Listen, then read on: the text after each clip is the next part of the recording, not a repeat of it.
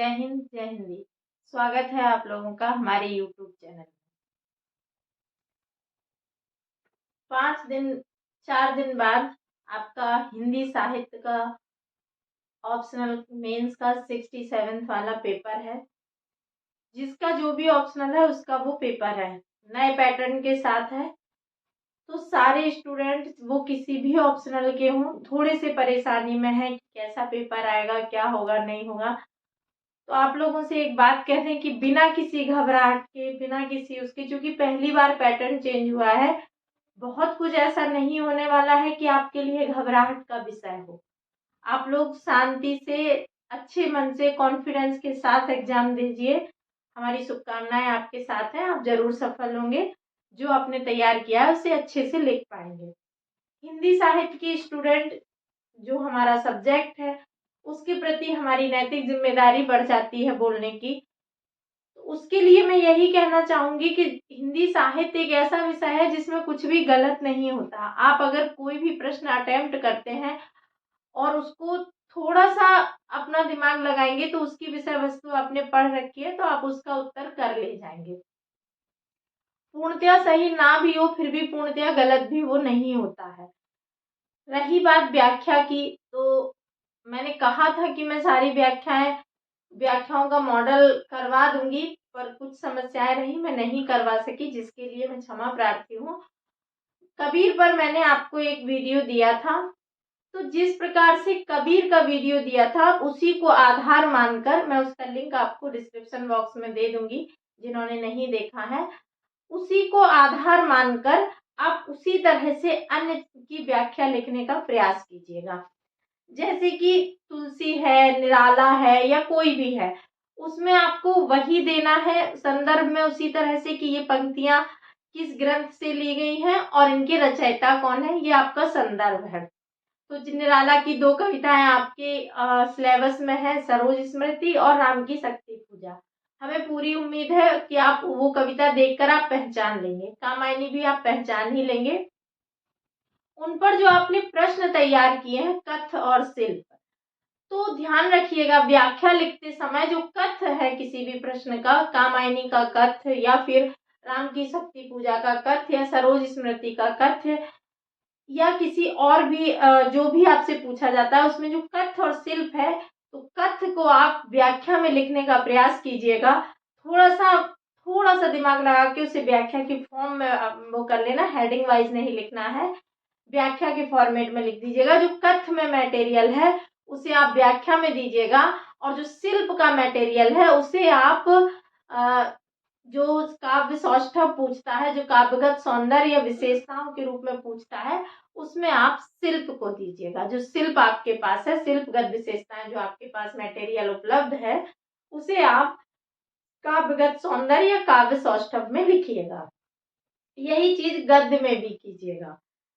जैसे चंद्रगुप्त है या फिर अंधेर नगरी है, इनकी विशेषताओं पे जो आपने टॉपिक तैयार किया है, तो उसका जो कथ है, उसकी जो संवेदनाएं हैं, भाव हैं, उन्हें आप व्याख्या में व्याख्यायित कीजिएगा।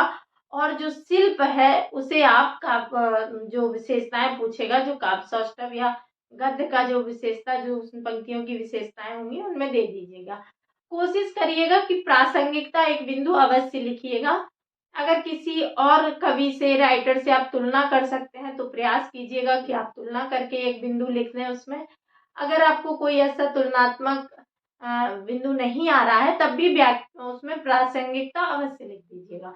और प्रासंगिकता हर किसी में उपलब्ध है। आप राम की शक्ति पूजा पर अगर व्याख्या आती है तब भी आपके पास है कि आज भी मनुष्य हतोत्साहित है, परेशान है, तो आज भी वो शक्ति का संचार करने की आवश्यकता है। जो आत्मिक शक्ति है उसको जगाने की आज भी आवश्यकता है।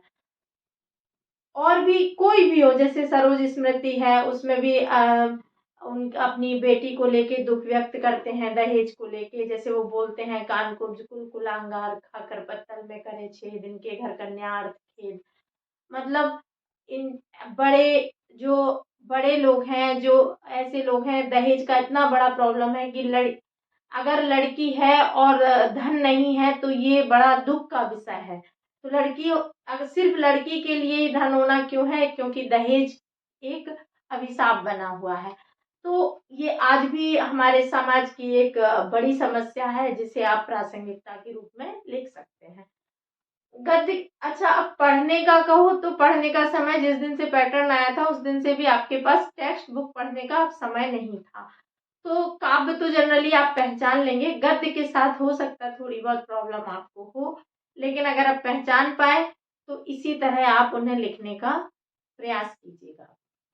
एक काम और कीजिएगा, अगर एकदम आपको लगता है कि आप नहीं पहचान पा रहे हैं और गद्य की व्याख्या करना कंपलसरी है, तो आप क्या करिएगा कि संदर्भ प्रसंग की हेडिंग मत डालिएगा, पैराग्राफ में लिखिएगा और किसी भी रचना का नाम ना देते हुए सीधे सीधे लिख दीजिएगा, क्योंकि वो बर्बाद तो है ही प्रश्न, चूंकि आपको आ नहीं रहा है तो आप समझ ही नहीं पा रहे कि किसके बारे में दिया गया है, कौन से, जैसे आप चंद्रगुप्त से पूछा गया और आपको पता ही नहीं है, आपको लग रहा है अंधेर नंगे से, तो आप गलत तो ऐसे भी करके ही आएंगे। तो फिर आप कुछ भी लिखिए, वो तो फिर उसका कोई महत्व ही नहीं है। लेकिन अगर आप थोड़ा बहुत पहचान पाते हैं क्वेश्चन के आधार पर, तो आप इसी तरह लिख लीजिएगा उसको।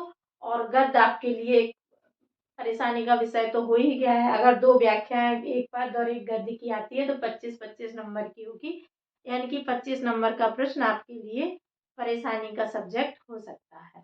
फिर भी आपके पास काफी प्रश्न हैं, 275 नंबर के प्रश्न आपके पास बहुत अच्छे हैं, जिन्हें आप बहुत अच्छे तरीके से कर सकते हैं। एक आध प्रश्न सबके लिए समस्या का विषय होता है, ये सिर्फ हिंदी साहित्य के लिए नहीं है। हिंदी साहित्य का सब्जेक्ट सिलेबस बड़ा होते हुए भी बहुत छोटा है आपके लिए, जिसे आप बहुत अच्छे से तैयार कर पाए हैं। और अब सिर्फ रिवीजन का विषय है, नया कुछ मत पढ़िएगा। जितना जो आपने पढ़ रखा है, जो आपका तैयार है, उसी को बार बार रिवाइज कीजिए, ताकि आता हुआ प्रश्न गलत ना हो, कंफ्यूजन में कोई प्रश्न गलत ना हो। अब मैटर इकट्ठा मत कीजिए, कहीं से भी मत कीजिए, जितना आपने तैयार कर रखा है उसी को बार बार रिवाइज कीजिए और अच्छे से एग्जाम दीजिएगा। और एग्जाम देने के बाद बताइएगा कि आपका पेपर कैसा हुआ। हमारी शुभकामनाएं आपके साथ है। ईश्वर करे आप सब सफल